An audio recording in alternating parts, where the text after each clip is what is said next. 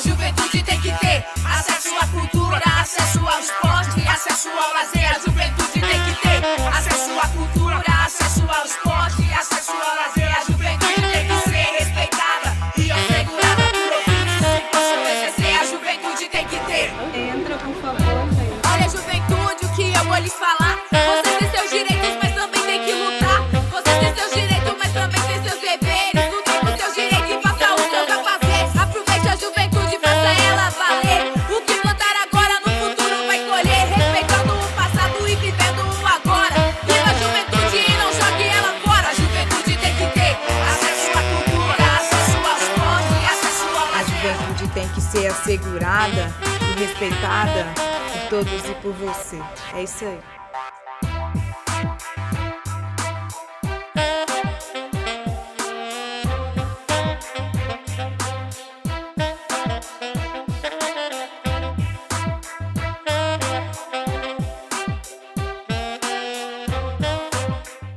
A primeira coisa que eu pensei no Estatuto, e foi uma pergunta assim, que eu procurei trazer, né, para todos, foi realmente por que um Estatuto para a juventude, né? A minha primeira pergunta foi essa, porque assim, por que não as causas de gênero já não responderiam às mulheres jovens, né? Por que não as questões raciais do Estatuto relacionado à intolerância já não responderiam a questões relacionadas à juventude negra, né? E eu fiquei assim, nossa, por que o Estatuto da Juventude, né? O Estatuto da Juventude é um instrumento que opera na linguagem dos direitos. E tenta cobrir uma diversidade de pautas que tem a ver com a integralidade da vida. As lutas das juventudes, os movimentos sociais, não necessariamente operam com essa linguagem dos direitos, porque a gente quer transformar a vida por completo, né? A gente quer ser livre, ser feliz, a gente quer ter dignidade, a gente quer que isso aconteça na educação, na saúde, no transporte, na cultura, Qualidade de vida, né? ter qualidade de vida. Então, o Estatuto, ele acaba sendo uma reafirmação da Constituição e vai além, porque traz uma contribuição que reconhece que, olha, a Constituição, nessa tentativa de universalizar quem somos nós, perdeu um pouco o tato de perceber que nós somos jovens mulheres negras que vivemos no campo, por exemplo.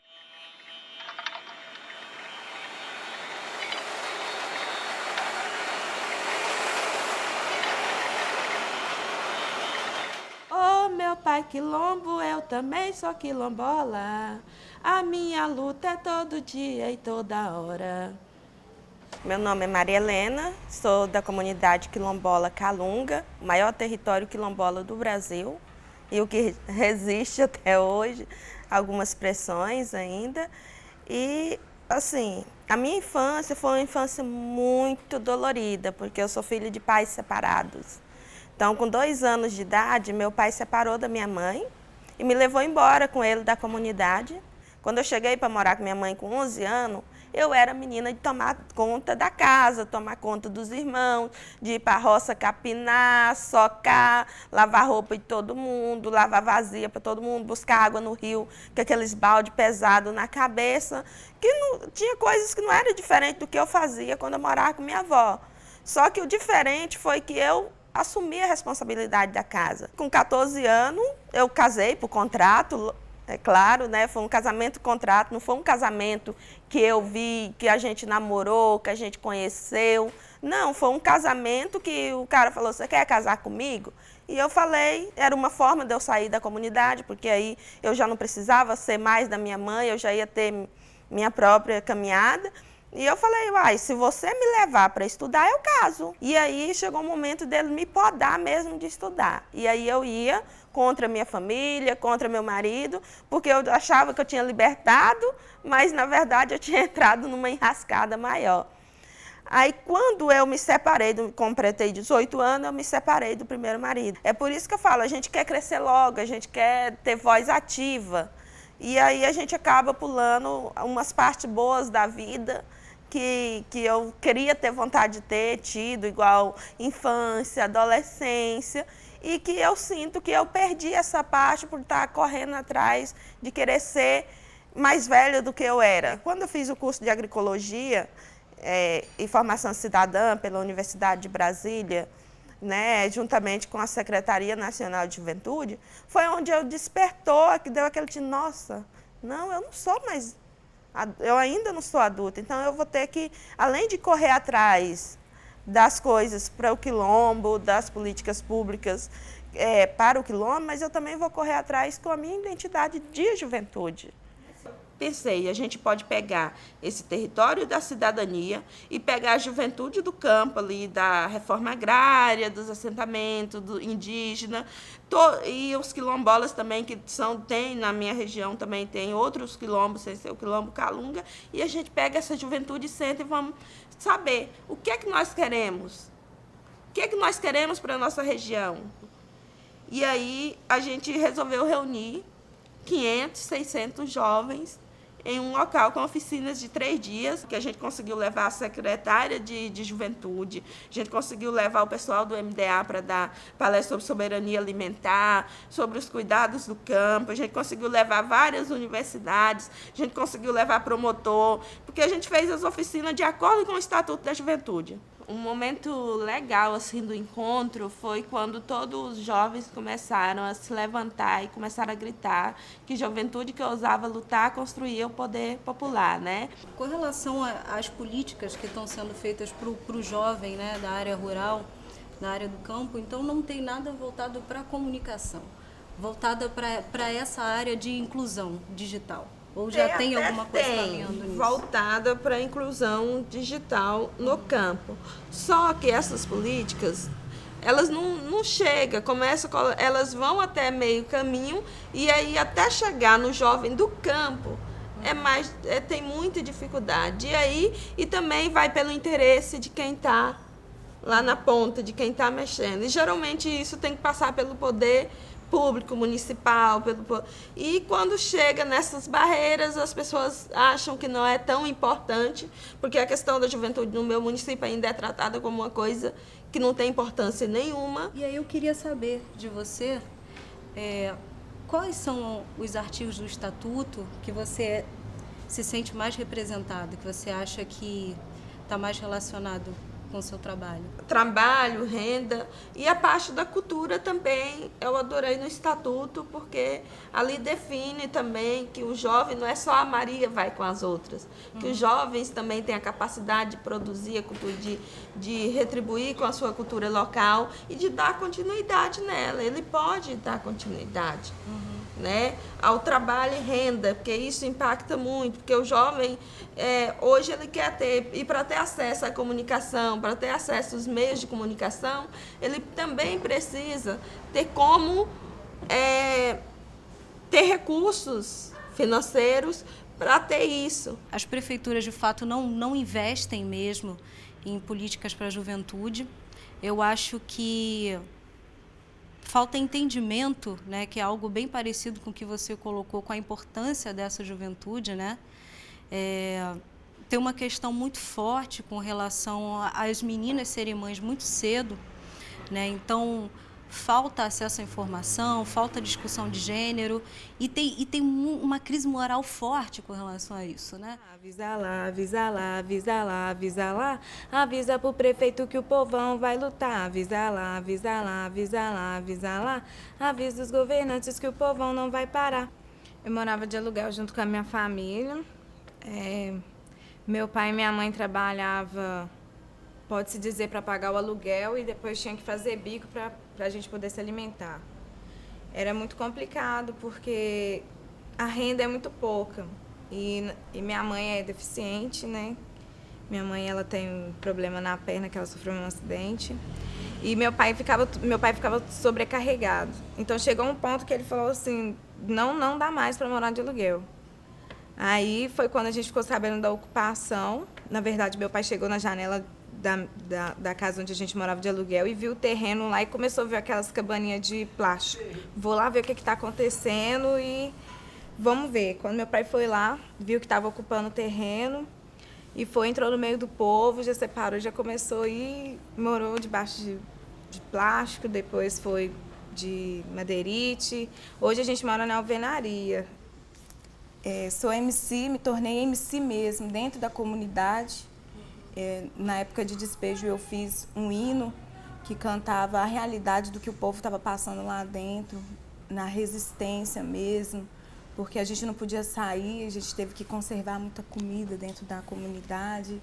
E eu cantei essa realidade. Na verdade, eu fui vendo as cenas, escrevi no papel tudo que eu tinha visto, em questão a polícia bater no povo, em questão a polícia tentar intimidar, vir oprimir o povo, essa coisa toda. Fui escrevendo e do nada assim, eu montei como se fosse um documentário mesmo, escrito, e depois eu cantei o documentário. Foi aí que surgiu a música mesmo, o hino das ocupações surgiu assim. Hoje o governo parece um padieiro que pisa no pobre para agradar os herdeiros de grande fazenda praticamente abandonadas que não pagavam imposto que o governo cobrava. Uma história de agora tem mostrado pro mundão que sem moradia digno jeito é ocupação. Vitória, Esperança e também Rosa Leão que visando o despejo tem saído para as ruas gritando bem alto que governo a culpa é sua, que tem fechado as portas sem querer nos escutar. Então a solução tem sido manifestar. Avisa lá, avisa lá, avisa lá, avisa lá. Avisa pro prefeito que o povão vai lutar. Avisa lá, avisa lá, avisa lá, avisa lá. Avisa os governantes que o povão não vai parar. Você acha de fato assim que a cultura, né, através da literatura e da música, seria uma forma de mobilizar os jovens? Com certeza. Dentro das comunidades, dos aglomerados, entre becos, favelas, no meio da rua, você pode andar e começa a observar. Numa brincadeira de jovem, ele está dançando, ele está cantando, ele está tentando rimar, ele está tentando se expressar. Isso é cultura, mas eles perdem isso porque eles perdem isso mesmo por causa do incentivo, por causa que ninguém tá nem aí pra mim. Muitas das vezes é isso. Não, dentro da minha casa eu não tenho apoio, mas talvez uma pessoa de fora dá mais apoio para ele, um projeto dá mais apoio para ele, um documentário dá mais apoio para ele do que as pessoas que estão dentro de casa. Porque muitas pessoas as pessoas que estão dentro de casa tem aquela correria, olha, ele tem que comer, ele tem que beber, ele tem que fazer isso, ele tem que vestir, ele tem que estudar. Então, às vezes não tem muito tempo para ter um diálogo, para incentivar.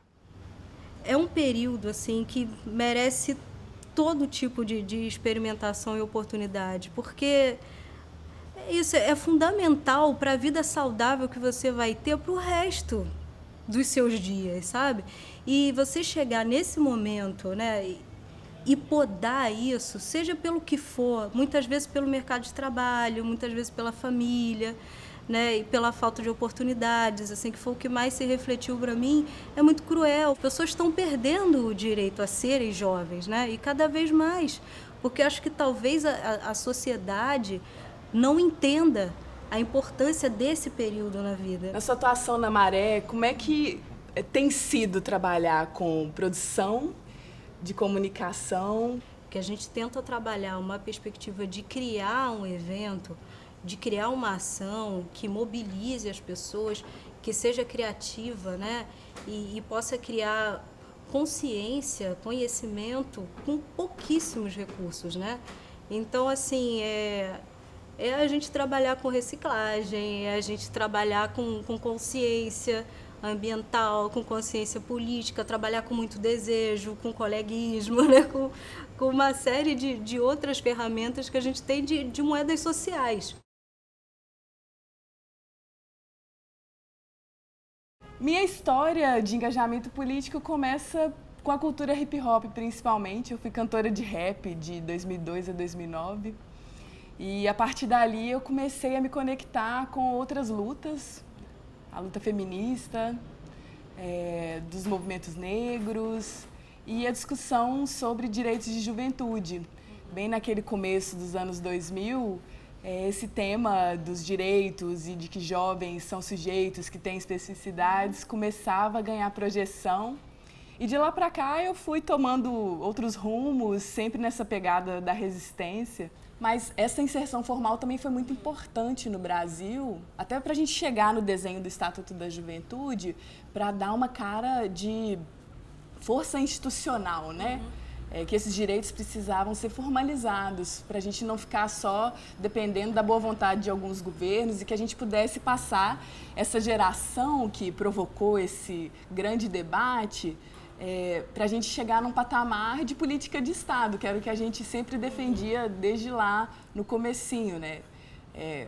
Aconteça o que acontecer, a gente pode criar algumas bases que, mesmo com as dificuldades históricas de conjuntura, elas talvez sejam menos suscetíveis a ameaças de quem não está muito preocupado com o direito da juventude. Então, o Estatuto da Juventude, ele é esse legado, né, de uma geração que ralou muito, transbordando das instituições formais, de organismos internacionais, de gente que estava envolvida com política pública ou projeto social, para ter essa pegada da juventude mesmo, né, que está ali vivendo no seu território, por onde passa, qual que é a sua real, né, que é por onde o direito faz sentido.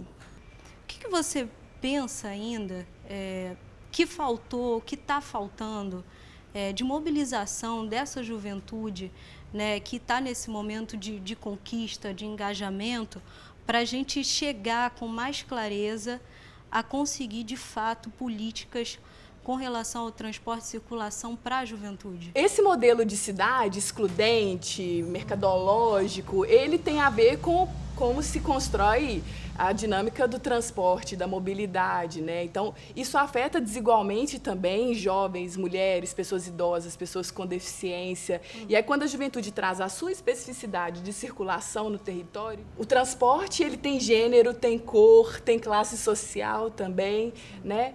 E como que nos direitos, mais uma vez a gente volta para o Estatuto, como que a gente puxa dali algumas garantias básicas para a realização dessa vivência na integralidade. Sei lá, uma coisa muito difícil. Mas nós estamos na insistência, né? Eu vejo que os movimentos, principalmente depois de junho, conseguiram se rearticular e radicalizar muito nas suas ações, e a juventude é muito protagonista disso, né? As gerações juvenis que vão tomando a frente do processo. E há um aprendizado social. Eu não sei o que virá nos próximos anos, mas eu penso que é algo que tem a ver com o fortalecimento dessas lutas e uma articulação crescente entre nós, assim. Hoje é impossível você estar num movimento sobre moradia e não pensar em questões raciais, não pensar na questão do trabalho.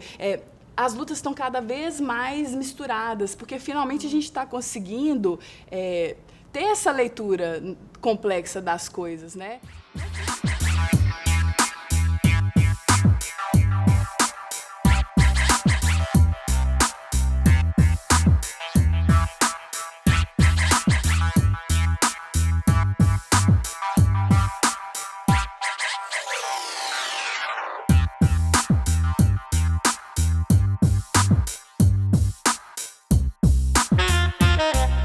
Isso da gente conseguir pensar políticas públicas complexas, né? Que tem que ser intersetoriais, transversais, é um desafio muito grande também para a gente realizar concretamente, né? Por isso que quando a gente vai dividindo os direitos, uma hora é educação, uma hora é saúde, outra hora é trabalho, isso às vezes é uma exigência para a gente dar conta, né, do desafio, mas isso também pode ser uma armadilha, porque a gente vai segmentando de tal forma que a gente perde de vista quem somos nós, né? Que eu não sou só uma pessoa que ora trabalha, ora estuda, ora está dentro do ônibus, ora está escutando música, né? Eu sou tudo isso. Mas é algo também que depende, assim, da gente ir consolidando a democracia brasileira. A gente está nessa luta, a juventude agarrou essa luta e está dando a cara para bater. A gente chega nos espaços, a gente quer mostrar os nossos direitos, os nossos deveres, e a gente quer mostrar a nossa capacidade, né? Porque o direito a gente sabe que tem, mas chegar lá é que é. Então, a gente tem que correr atrás mesmo. Mesmo que o jovem pareça não ser interessado, ele já teve um sonho. Se está numa situação precária, numa situação ruim, é porque não teve uma incentivação. Mas se você chegar, você consegue resgatar isso do jovem. E é conversando, é incentivando, é manuseando na conversa, é chegando perto, é tocando na ferida, é mostrando que ele pode, que ele tem capacidade, que você consegue chegar. Os jovens vai criando uma ideia a mais, vai abrindo a cabeça, vai se mostrando mais interessado. Mas isso está sendo o nosso papel, de todo mundo aí que é de luta. É isso aí. Olha, juventude, o que eu vou lhes falar. Vocês têm seus direitos, mas também tem que lutar. Vocês têm seus direitos, mas também têm seus deveres. Lutem por seus direitos e faça os seus afazeres. Aproveite a juventude, faça ela valer. O que plantar agora, no futuro vai colher. Respeitando o passado e vivendo o agora. Viva a juventude e não jogue ela fora. A juventude tem que ter acesso à cultura, acesso ao esporte, acesso ao lazer. A juventude tem que ter acesso à cultura, acesso ao esporte, acesso ao lazer. A juventude tem que ser respeitada e assegurada por ofícios que possam exercer. A juventude tem que ter. A juventude tem que ser respeitada por todos e você.